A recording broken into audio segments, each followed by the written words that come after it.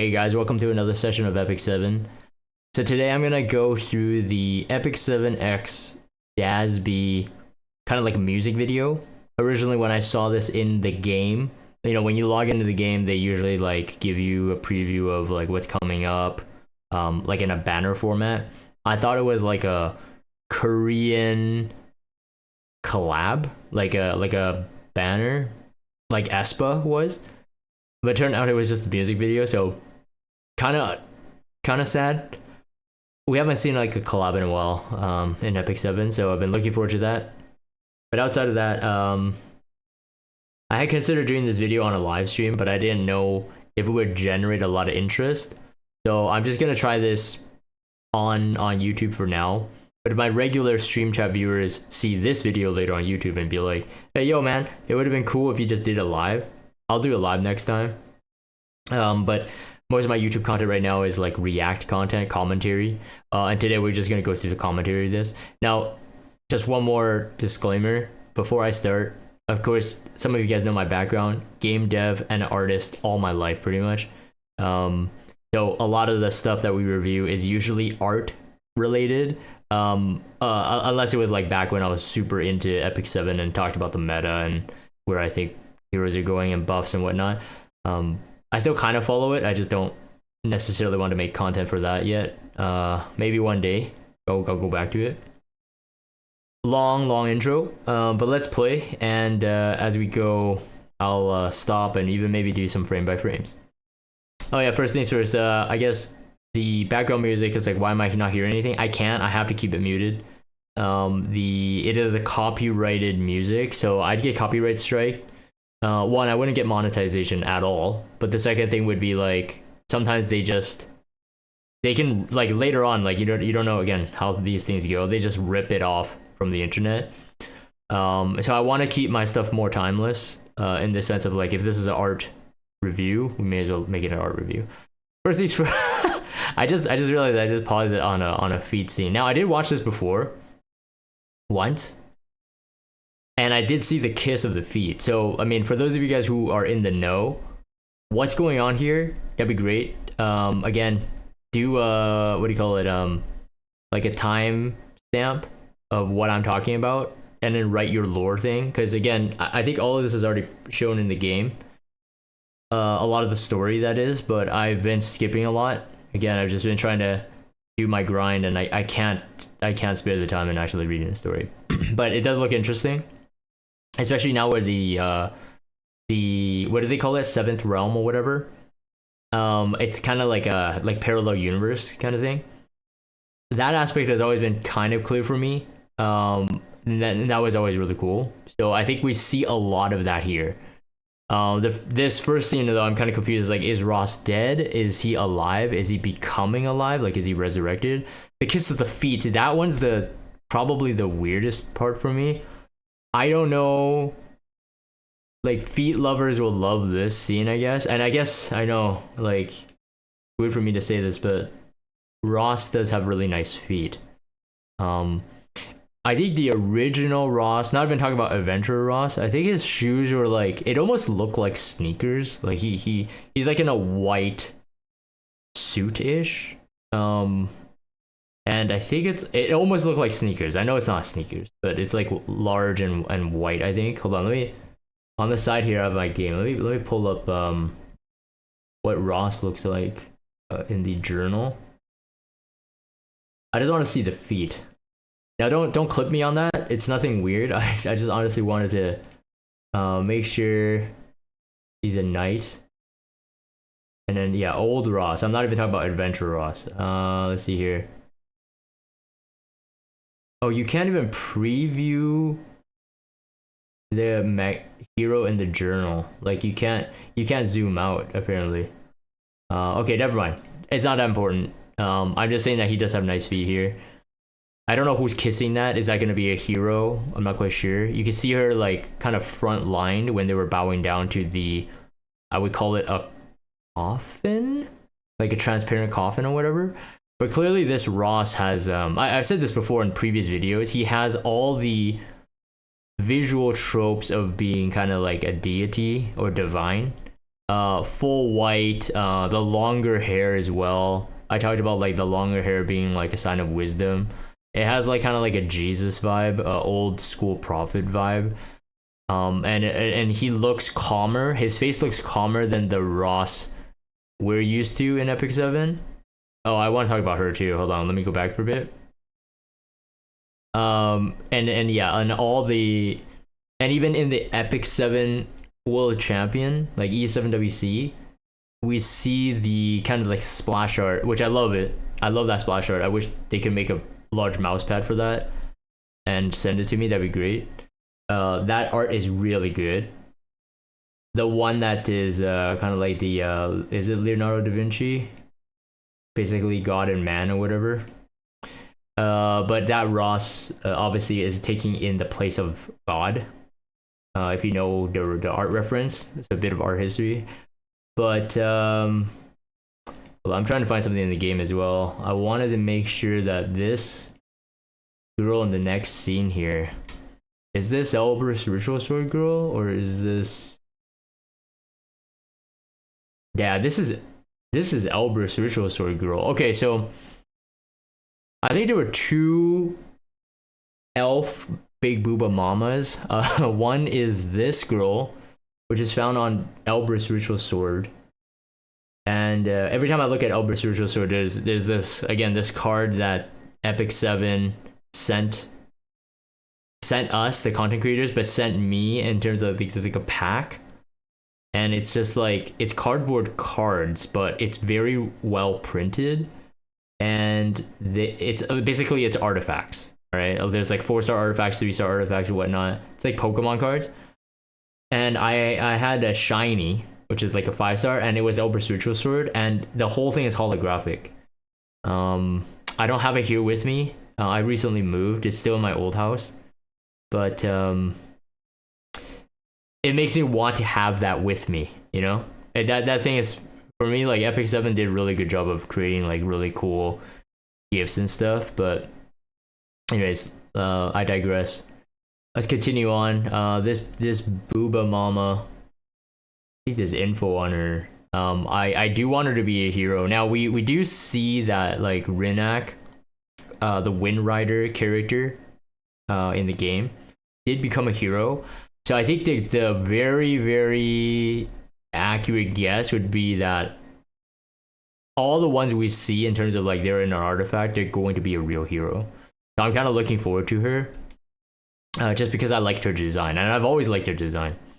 For those of you who have followed me for a really long time, I even had Epic 7 video, obviously it's on YouTube, something like science, like basically I used to call this science class when I drew how big the boobs are and stuff like that, art diagnosis. And I did talk about the girl characters in terms of the girl characters featured on the artifacts that I wished that were heroes. And then we did see Rinak, and then in a previous video I did a commentary on a kind of like a Spicer video. We did see R and L, all right, the two twins. And it was at the very end of their video, so it's kind of like dun, dun, dun, dun. I really do think that they're gonna come out as like the first twins unit. I've always wanted that. I always thought that was really cool. Anyways, they're all praying to him, so clearly he's some kind of deity. Someone told me on stream before that in the center of roster, that is like a heart of Orbis, I believe. Again, I don't know what that means. Is that like how they're powered? Let me know in the comments below. Usually when someone tells me something, I don't forget about it. It's as if I've read the story itself. So for people who have contributed in my previous videos, those are all definitely really helpful. But in terms of the artwork, again, he looks really OP. And then we see this scene with the Witch of the Mirror, Tenebria, or Tenebria. And she has all these mirrors, and I think throughout the video we get a sense that she is able to kind of see in multiple worlds or parallel universes or whatever. I had someone on stream also explain to me that the 4 Tenebrias that we have. So Fairy Tail, the original Fire one, Spec Tenny, and then this one, they all seemingly are controlled by even a greater Tenny.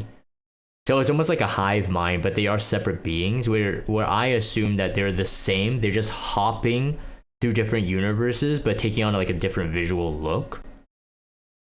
But at least in terms of hierarchy, I do believe that she is higher than the rest of the Tenebrias that we have so far.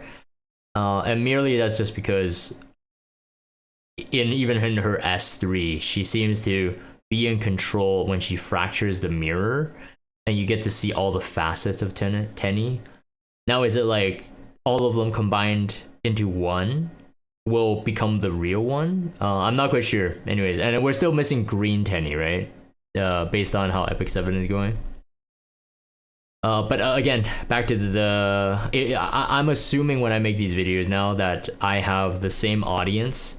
So if you're watching my art review sequences, you know how I feel about the Mere Witch Tenebria. I think she's a really good looking character. I've always liked her. I've always been a butt man, and she's always had a nice tight butt.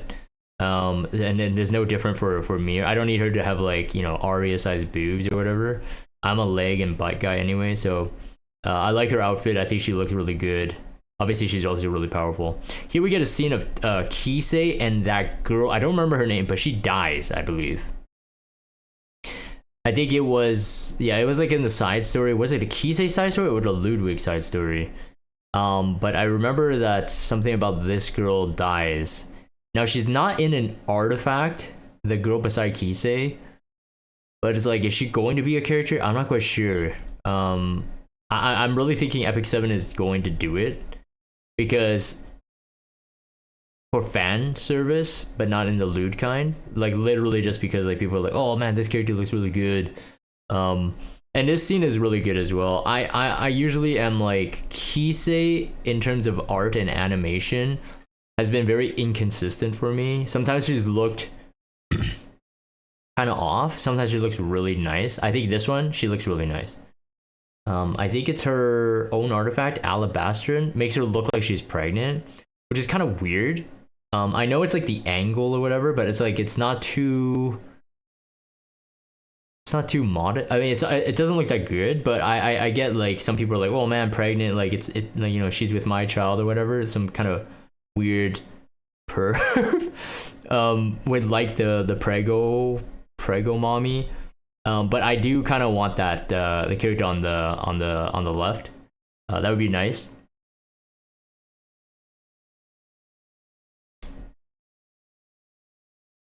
See a little bit of Ludwig, and then we got Crow. And then lucky today I got out of a fire elemental summon or something, I think it was. I got a Guard Knight Crow. Is it Guard Knight Crow? So I can imprint him at least once. I think he's okay. He's a decent hero. Usable hero for sure. Not meta breaking, but he's usable. Oh yeah, we see DN as well. So this was kind of interesting too. Now, one of the only stories I read was actually DN's story. I know how important she was, but I just don't. I'm not quite sure where she fits in this timeline. Because I know she's like really close with like Crow and who is the guy that died? Avildred and stuff like that, right?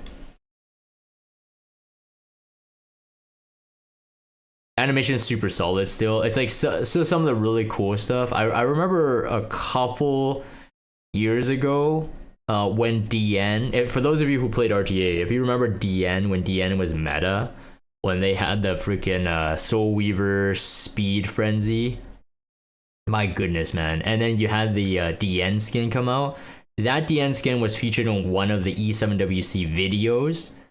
That whole animation was fantastic. A lot of fights between like the different dominant ML5s and then DN was in there, which was super cool. And that was like one of the seasons DN was like super useful in World Arena.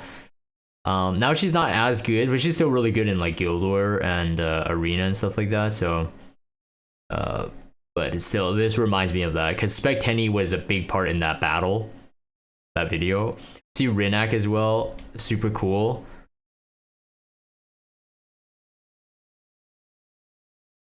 because like she's an heir of the Covenant, right? I think in this timeline, I believe so.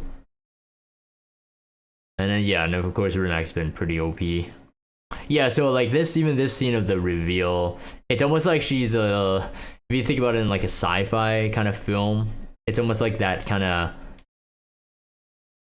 person who is like it behind the scenes, sees everybody on like the CCTV, the surveillance systems. But obviously like she's very menacing. She has everything, like that scene, this scene portrays that she has, like I would say, godlike powers, right? Like if Ross looks like deity, she feels like she's higher than Ross here in this scene. We get that she's not standing on quote unquote solid ground. It's kind of ambiguous. In a way, it almost looks like she's standing on a planet. We know that's not the case, but she's in like a void space, right? So that whole scene, and plus all the hint of this one mirror having Robin, and Robin's scene before that was Renak, and we have like the same background. This is clearly telling us that she has, in that one scene, she has, you know, everything in that one mirror being played out. And then of course the pullback here to show that you have multiple mirrors. Like I'm not you know, trying to think that I'm really smart. It should be pretty obvious, but I am saying that of course this is a technique that's used. It's almost cliche. It's a technique that used, that she has like vision on everything, possibly different timelines or what have you. But it means that she is even more powerful than Ross. Even this as well. The two Rosses touching hands. Again, this could be metaphor or this could be literal. I do know that the two Rosses are technically different Rosses, I think. But the very fact that she has them both in this pebble, again, shows, metaphorically speaking, shows how much more powerful she is. It's not to say that she's gonna eat the marble or she could crush the marble, anything like that. It's just literally if she's there in the palm of her hands, right? All right, so this girl in the back, that is a different, it looks like a different outfit from the Alberus Ritual girl. And then this girl was the one that we've seen before with the Sirius side story. I'm not quite sure if they were lovers, because I think from my reading, Assyria is like probably lesbian. But that girl also died, right? And I always got her confused with the Alberus Ritual Sword mommy. And then we have the Ruel scene here. Kayron. So hold on, let me see here. I didn't notice this part in the first viewing, where Tenny goes into, does that mean she goes into their world? I mean, she's going into something clearly. Probably one of the mirrors. So like, does she appear here? I don't remember. That move's cool. So Ross has used this move twice, right? Once on Spec Tenny and then once on this monster. This will probably be one of his skills. In terms of like when he gets released, one of his skill animations will probably be that thing. Again, we don't know what it does, but obviously he's using it offensively. I'm trying to analyze again. And this explosion, does that mean that explosion he sacrificed himself and this is kind of like a purgatory, or did he see a vision? I'll probably have needed to watch. I forgot what happens after this.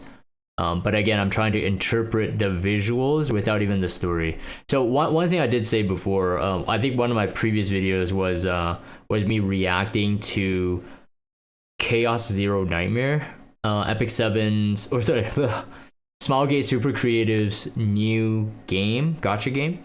And one of the comments I made in there, because that was like a 1 hour long like video or whatever, was that if the art can tell the story without even the person like myself reading the story, and it can tell it accurately, then the art has done its job, right? The art is more important, I'd say, than the story. if it's done right. So whatever quote unquote guesses I make right means that their art is just that good, or their storytelling, right? Because again, I don't have any music, I don't have any sound effects. There's no like dialogue in this video at all. So if there's any visuals that they can, what do you call it? If any of the visuals reflect what the actual story is for those of you who are lore buffs, then they've done a really good job. Ooh, that shot of Rinak was really nice. Yeah, she's still a very cute character. I really like her S3 animation. Her S3 animation is really funny. It's like she thinks she's so good, and all of a sudden there's like this trip laser, and you know, get blown out. It's like she's kind of dorky, but then she's kind of cute. So I like her character. I like her character more than like a Luluka, where Luluka feels like, well, they're all like both like they're flat breasted, but I feel like Rinak is a bit cuter. This scene here, let me diagnose. So we have Rual on the far right, Victorica, Crow. I think there's like an NPC guard with a shield there. I don't think that's a real character. I can't recognize it. We do have Vildred there, and I guess that's Arky. Or is that not Arky? That's a Rinak's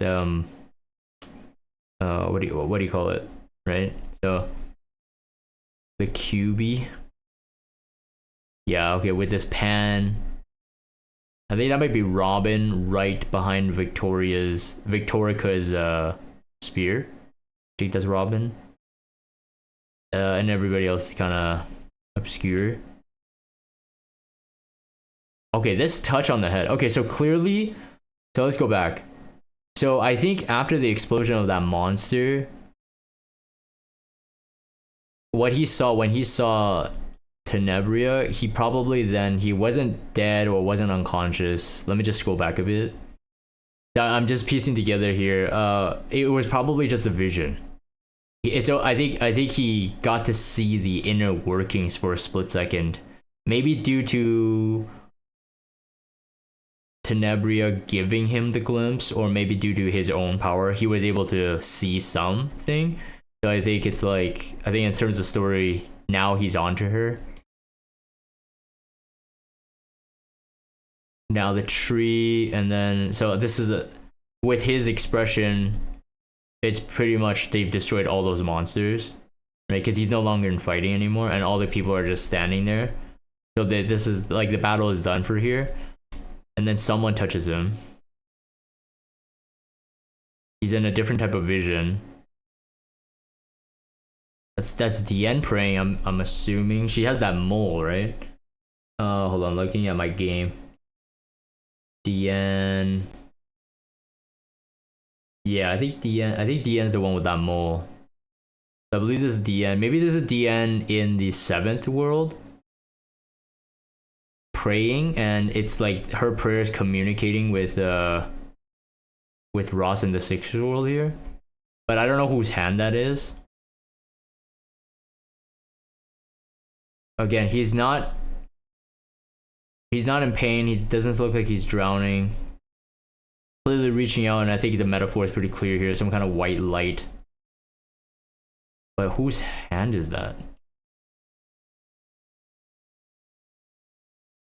Wait, it's also interesting too. What's kind of ring? I mean, it might just be a decoration thing. I'm just seeing if there's any significance to that. I don't think our Ross in the 7th world has a ring, right? The chain connected here probably is the connection of the prayer. So this sequence is directly linked.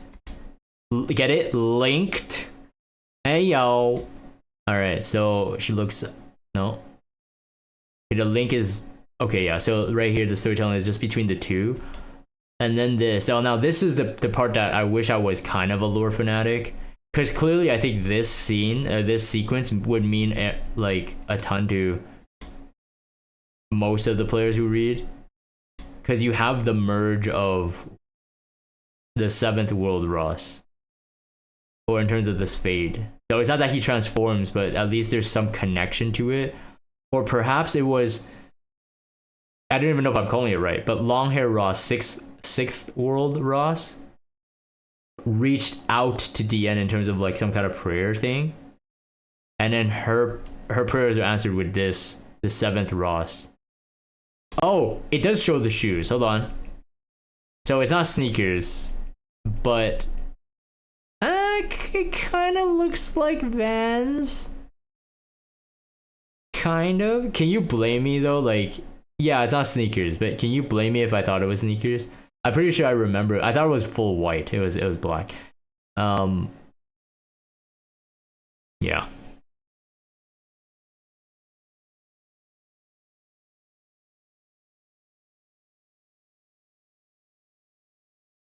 Oh wow. Okay, I didn't even know this. There's a lot of characters here.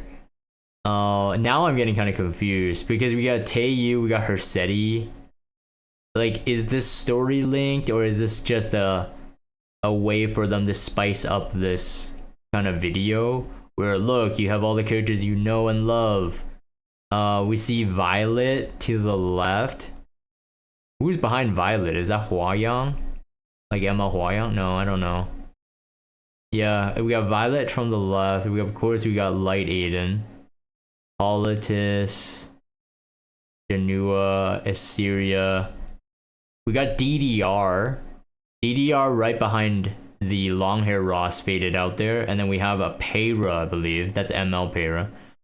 And then we got the Guard Knight Crow.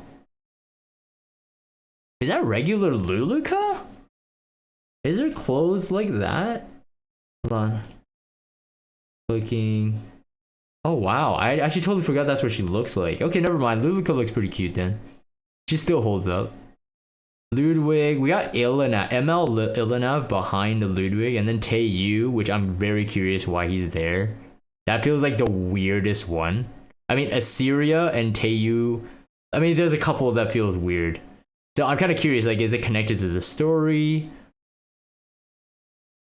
Or is it at this point, it's showing us, the viewer, now you're in the quote-unquote world that you know, right? Because I don't think I've ever seen any of those characters in the background. Their stories are that close, like in terms of like they show up all together. I believe they're like different universes, different storylines and stuff like that. So I think this one's done for the viewer, so for you and me. And of course we have the Flan and the Hersetti. Okay. And that's it. It's I would say this is not their, okay, outside of like maybe like the music video collab or whatever, this is probably not their best video in terms of like the most hype. I feel like in a couple years ago they had spicier videos. I wish I knew how to call those and like search for those. Otherwise, I would just like I would just like play those videos and then make like almost like a comparison. Maybe not a frame by frame, but literally just play it side to side. But I feel like I remember there were scenes or like really good fights of like Assassin Sid and then I think Maid Chloe. Ton of like fight montage. This one doesn't feel as much. This one feels like it's more storytelling than just fights, which is also okay. I think for the context of what we have, it's pretty good. I even think the Captain Landy year, where there was like Pirate Captain Flan and then Captain Landy, that song was pretty good too. I forgot what that one's called. That one was a full-fledged like 3-4 minute song or something. And that video was super hype. I think I did a breakdown of that too. I'd like to think, but otherwise, I mean, this one was okay too. It's always good to see these kind of anime shorts or videos. I would say at least this was better, higher quality than the Summer Hua-Yang Aram preview video. And you could tell by the animation where this one has more frames in between, so the animation looks smoother. So if you don't believe me, take a look at that PV. I think that's what they call promo video. You will see the comparison, because I think when I was talking about it, I was like, yeah, the animation doesn't look as good. Now I kind of know why, because that's like a lower budget one. That's literally to promote, you know, those characters, I guess, like the summer event. But this one was like, this one's bigger, I think. This one is almost like a mark in a chapter. So there's I think there's a good reason why this animation looks a bit smoother, a bit better, higher quality. But outside of that, I think that's pretty much it. That's all I got. So yeah, anyways, if you enjoy this type of format, let me know in the comments. For those who are YouTube watchers slash Twitch viewers, also let me know in the comments down below. In the future, do you want me to do this on a live stream so we can all just chill and chat like I did for the Chaos Zero Nightmare video? Or you want like this kind of stuff too? I might mix and match, but I'll try my best to decide with the community on this one. Anyways, I'll end this here. If you guys have Discord, check out the Discord server. Subscribe to YouTube if you haven't, and I'll talk to you guys next time.